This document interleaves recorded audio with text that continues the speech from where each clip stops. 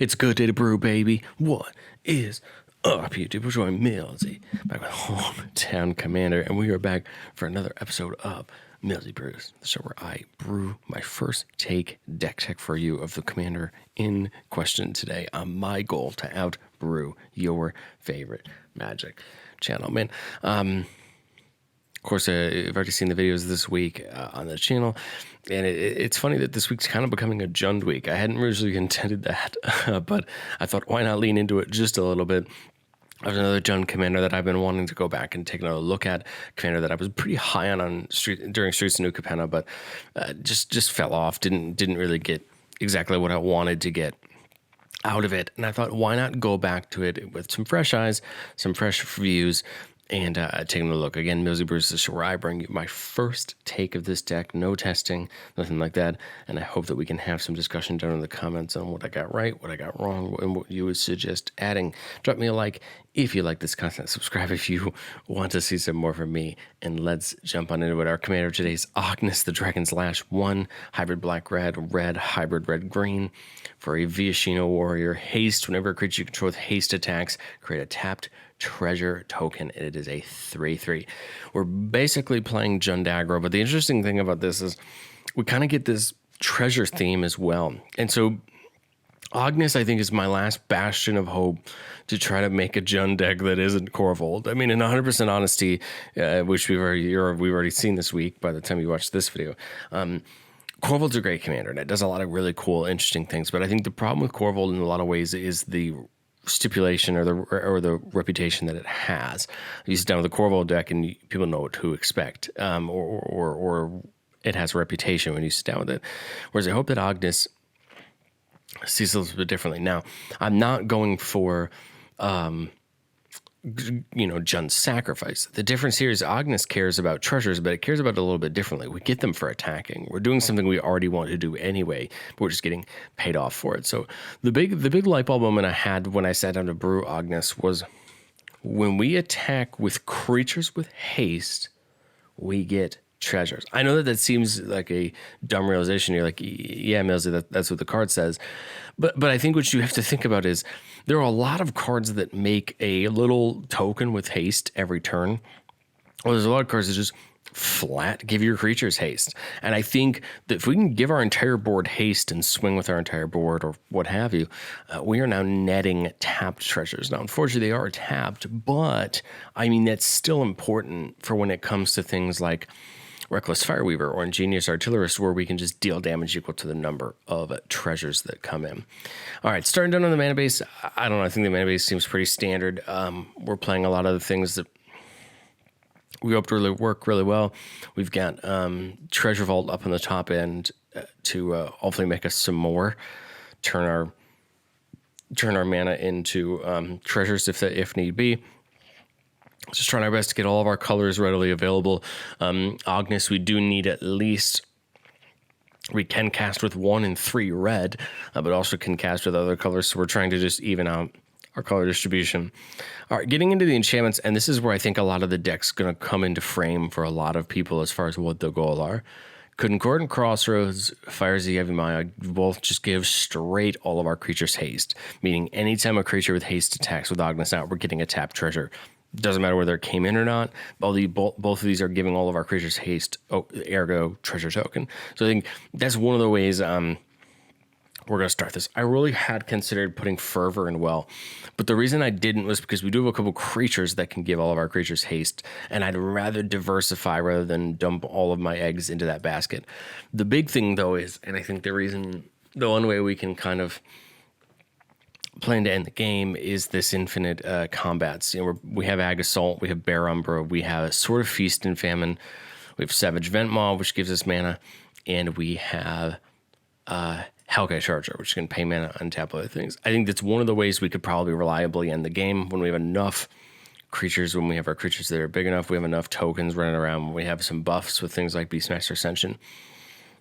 I think we can do this. I think we can do this fairly effectively. And when we pair the infinite combats with things like the new Mishra that deals damage each we lose life and we gain life for the amount of creatures attacking. We have things like Hellrider that whenever a creature attacks, Hellrider deals 1 damage to the player or planeswalker it's attacking.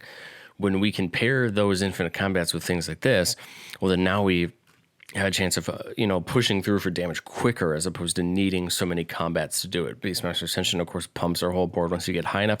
A card I think that's going to work out really well here is Druid's Repository. Whenever a creature we control attacks, you put a charge counter on Druid's Repository. We could remove a charge counter from it to add 1 mana of a color to our mana pool. This is going to great because with enough creatures attacking, this can pair Attack Assault to go, or Hellkite Charger to go infinite at combat. So again, it not only helps us throughout the other turns by just giving us mana we can use to play different spells and things, but it also pairs with this infinite combat idea. Elemental Mastery, one of my favorite cards for this deck, because with a big enough creature, this is just going to end up paying off. Enchanted creature has tap, create X 1/1 red elemental creature tokens with haste, where X is that creature's power. Exile them at the beginning of the next end step. Well, this is great because we can put a bigger creature down, tap it, make all those 1/1s attack, get all those treasures, and kind of run the coop that way. So I like the idea of Elemental Mastery. Picking the right creature, putting on the right creature can make a ton of tokens. Garruk's Uprising, giving all of our creatures trample, so all those little tokens are going to trample through, can't be chumped. And whenever a creature with power 4 or greater comes in, we draw cards. That's going to help as well. We draw some cards. Goblin Assault at the beginning of our turn. We get a 1/1 goblin with haste, and then all our gobos have to attack. This is great. We're playing a couple effects like this where we're going to get a gobbo each turn that has haste, and we can kind of get that incremental treasure out of it. Revel in Riches. If we ever have to untap and bring it back to us, we do definitely have a chance to win the game with the amount of treasures we're making. So this is going to give our opponents a little bit of a threat. Rhythm of the Wild can give all of our non-token creatures haste already right away, even without any of these haste enablers, or we can give them counters, and then they can't be countered. And then Wild Growth, just for a little bit of extra little added ramp. For our artifacts, we're not playing very many, Arcane Signet and Soul Ring, just to help us out. I mean, the Soul Ring isn't as useful here because of all these colored pips on Ognis, but we are playing a couple more expensive creatures, so I still think Soul Ring comes in handy. Sword and Feast of Famine, again, pairs with those infinite combats, but it also just is going to untap all of our lands and allow us to do more. And then Urbrax Forge, this is one of the cards, to be honest, that when I was thinking about Ognis, kind of caught my head. And that was because Urbrax Forge says at the beginning of combat in your turn, put an oil counter on it, then create an X1 horror creature token, trample, and haste, where X is the number of counters on it, and then sack that at the beginning of the next end step. The fun part about Urbrax Forge is it's at the beginning of combat, meaning if we go infinite on combats, or we go a large amount of combats, we're going to continue to get tokens off the Forge. So they're just going to keep getting bigger and bigger. So that's something else to keep in mind, that Forge kind of works not only as another one of these Goblin Assault, Legion War Boss, Goblin Rabble Master effects, which we'll talk about when we get up to the creatures, but then I think it scales really well with the amount of combats that we're hoping to take to finish the game. All right, spells. At the end of the day, we need a couple tutors, Vamp, Worldly, Demonic Tutor, just to go get particular combo pieces if that's what we need to do, or to get ourselves set up. Farseek, Nature's Lore, Ramp, and Growth, 3 visits for the ramp on the Spell's End. Jessica's Will is going to help us out in a very similar way. Finale as a finisher, there's a couple creatures we can go get to help finish the game. And then Reanimate to get something back from the graveyard. And then Tormented Hellfire, if we have enough mana, Tormented Hellfire can help us finish the game. So Finale and Torment are kind of our finishers in that sense. On the instant side, Trophy, Beast Within, Deadly Rollick as removal as well as Nature's Claim. If I built the deck myself, which I might do, this is one that seems kind of interesting, might pull the Nature's Claim out for like Force of Vigor and just try to get me a little more interaction on my opponent's turns. Heroic Intervention for some protection, Deadly Dispute, and Unexpected Windfall for some draw and treasures to round out the spells. Okay, just one Planeswalker before we get into the creatures. Chandra, Acolyte of Flame, mainly here for this 0, create 2/2 elementals with haste. 1/1 elementals with haste. This is really great because this is giving us two treasures per turn then with Ognis. So I think this becomes pretty important. And then we sacrifice the beginning in the next end step. And then we can, at minimum, do this, which could get us another D-Tutor, could get us another myriad of spells that might be in our graveyard. So I kind of like that, the little bit of versatility on Chandra. I had really thought about I'd really thought about what's her name, the red planeswalker from AFR, the one who makes the tokens and can give all your creatures haste. But I've realized there's already enough haste enablers in the deck. We really don't need another thing that's just going to give us haste. We really needed to start focusing on how the heck were we going to metagame out and finish the game, because I think we have plenty of ways to get creatures. We have plenty of ways to make treasures and use our treasures. How do we end the dang thing at the end of the day? How do we incrementally push through? And that's why I thought of Hellrider and Mishra, these cards that are just going to kind of do this incremental damage over time. Mishra is a card that I've been wanting to use for a while. I don't really like Rakdos decks, so like it wasn't something I really wanted to use on its own, even though I have that deck tech up on the channel if you want to take a look for it. But I think this, whenever you attack, each opponent loses X life and you gain X life, or X is the number of attacking creatures, is a really important ability, because Mishra doesn't have to attack for you to get it. Mishra just literally needs to be on the battlefield, which means the turn Mishra comes down, you're getting that ability, and you don't even have to attack with it. So like, let's say you have infinite combats, but you just put Mishra down this turn. It doesn't matter. You're probably still going to end the game that way, because Mishra doesn't even have to attack to do it. Same thing with Hellrider. Hellrider does not have to attack in order to get its ability. So we can kind of protect it in some senses, because it doesn't have to get itself dirty to make these abilities go off. I also really like Grand Warlord Rada. Whenever one or more creatures you control attack, add that much mana in combination of red and green until end of turn. You don't lose mana, steps, and phases end. Again, this is another card like Savage Ventmaw that's going to pair with this infinite combats strategy. But again, Rada doesn't have to attack to do it. You probably want Rada to attack to do it because you get the extra mana, but it just goes to show you that we have enough things. Some of these cards that push the strategy forward don't even have to attack to do it. They're literally just there to push our strategy forward. So that's what I kind of really like. It's the same thing with things like Ingenious Artillerist and Reckless Fireweaver, these ones that are dealing damage whenever a artifact comes in. Ingenious Artillerist is...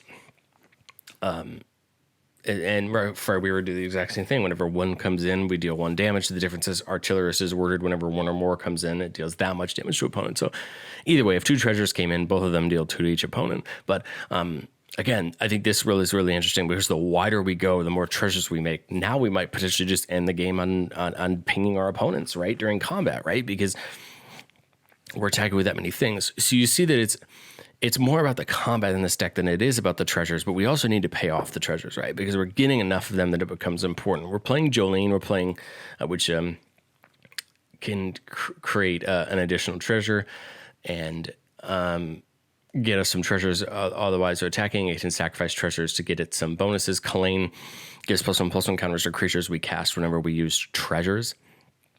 To cast them, Goldspan allows our treasures to sacrifice for more mana. Gnawbone's going to get us treasures whenever we deal damage to a player. Gnawbone, more often than not, is going to come down and make us a ton of treasures that way. Pitiless Plunderer allows us to get treasures every time one of our creatures dies. This is going to pair with things like Chatterfang and some other combinations to kind of net us some value that way. But I think more than often than not, it's just here to, if our tokens die in combat, we're still going to get the treasure out of it, out of that attack. So if we have this little 1/1 from, let's say we get that little 1/1 from Legion Warboss and it attacks, we get the treasure hopefully with Ognis when it attacks, and then when it dies, hopefully we get that treasure off of Pitiless Plunderer. And then think about it, now we're up 2 resources from just that little 1/1 goblin. And you can see these are the incremental gains we're trying to make with this deck. Facebreaker getting us treasures, and then we can sack treasures to exile the top card of our library and play it that way. This extends our hand, and it becomes even more useful to kind of push our hand and find those important cards. Quest CB has haste. Love this card to death, but it's really in here for this third ability. Combat damage that would be dealt by creatures you control can't be prevented. It has haste. It's a Vigilant Death Touch. It's a tough creature to block to begin with anyway, and it's a great creature in that right. But I think the important part here is we're going to stop ourselves from getting fogged just a little bit, and hopefully that could be the thing that pushes through. Ovenwald Oddity is pretty great on the front side, having haste, but you turn it on the back side and everything else gets +1/+1 and trample. So that's great as well, because now we're going to hit through even harder. Urabrask giving all of our creatures haste, but then all of our creatures, our opponents control under the battlefield tap. So this is great because now we're trying to shut down our opponents a little bit. Wolfguard, didn't realize how good this was in this deck. If a creature you control attacking would cause a triggered ability of a permanent you control to trigger, that ability triggers additional time. I mean, this doubles the treasures from Ognis. This doubles all of our attack triggers, netting us mana or dealing damage. I didn't realize how good Wolfgar was until I started looking at what this deck could potentially do when it comes to ending the game via combat. So I really like that. Zorn getting us those double treasures. Yahenni is just a great attacker on its own. It can get bigger by sacrificing creatures. Whenever a creature an opponent controls die, Yahenni gets bigger anyway. I like Yahenni. I think it's an interesting little haste body that works as well. We have Marionette Master to pay off a sacrificing those treasures. We're probably gonna have enough anyway. And then let's talk about these little. And then I just really want to quickly talk about the creatures that make other creatures. Goblin Rabble gets us that 1/1 each turn with haste, and then whenever it attacks, it gets +1/+R for each other attacking goblin. It does say that other goblins you control attack each combat if able. So. With certain goblins that we will have to attack, but I don't think we mind that. Krenko can tap and give us goblins equal to the number of goblins we control. This is great because if they all have haste, we do this in our main phase and just have way more attackers. Again, Krenko, whenever it attacks, you put a counter on it and then get that many goblins. Again, great, because if we go the combat's route, then those tokens have haste. But if we don't, now we just have blockers at the worst case scenario. Lagomos, Hand of Hatred from Domineer United was a card I hadn't thought about until I was looking through some of the more recent sets. And it says at the beginning of combat, you make a 2/1 elemental with trample and haste. Sacrifice it the next end step. But it also says, here's your library for a card, put it into your hand, then shuffle, activate only 5 or more creatures died this turn. Well, if we make a ton of 1/1s and they get chump blocked, this is a free tutor to go get whatever we need. I didn't even really think about it until I read it, and I was like, man, this card's... I wish it was a bigger body, but other than that, it's almost perfect. Legion Loyalist is one of these cards that I expect to probably end a game. In certain games, from your opponent's not really expecting it. It says haste whenever it and at least 2 other creatures attack. Creatures you control gain first strike and trample until in turn and can't be blocked by creature tokens. I think a lot of decks these days use creature tokens, and I think this could potentially end a game, especially if we can get into extra combats, because creature tokens not being able to block is already going to be bad. And then first strike and trample, depending on what creatures we're putting them on, is also going to get pretty bad as well. I love this card. This is an all-star for my Winota deck, but I think this works really well in this deck. Legion Warboss, at the beginning of combat on your turn, make a 1/1 Gobbo. It gains haste and attacks this combat if able. So it forces that Gobbo to attack, but again, we don't care with Ognis out. We're getting that treasure. Nightier's Nightblade, whenever a token you control leaves the battlefield, each opponent loses a life and you gain a life. This is perfect. Drains our opponents for the treasures, drains our opponents for the creature tokens. So again, we want more effects like Nightier's Nightblade, hopefully, and we may end up finding ourselves pulling out 1 or 2 creatures for this type of effect if we feel like it needs more of it.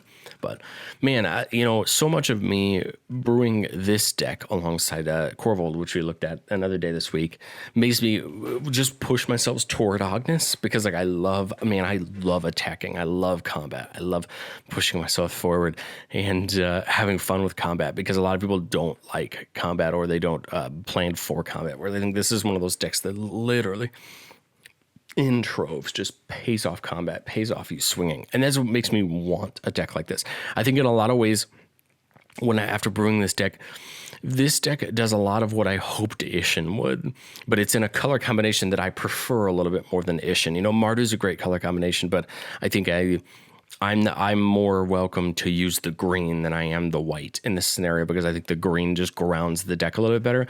And so I think this is definitely one of those decks that will be on my short list to test and try, because I think it's a ton of fun. It doesn't look terribly expensive to me, because a lot of these cards are on the staple binder anyway, or they're cards I have access to already, so it wouldn't be that too much to go towards it. But I think this deck's interesting. What do you think of Ognis? Let me know down in the comments. Do you like the idea of this treasure-focused attacking deck? Is this something you'd be interested in trying out? I would love to hear your opinions. What card did I miss? Let me know down in the comments what cards you think I should add, take out, all that good stuff. If you play Ognis, I'd love to hear what you think of it. Again, this is a card that it interested me so much in Capenna, and I've been looking to try to go back to Capenna and build another deck, because I love the aesthetic of Capenna. I love these frames. So I thought, why not give it a shot? Let me know what you guys think down in the comments, and I will catch you next time.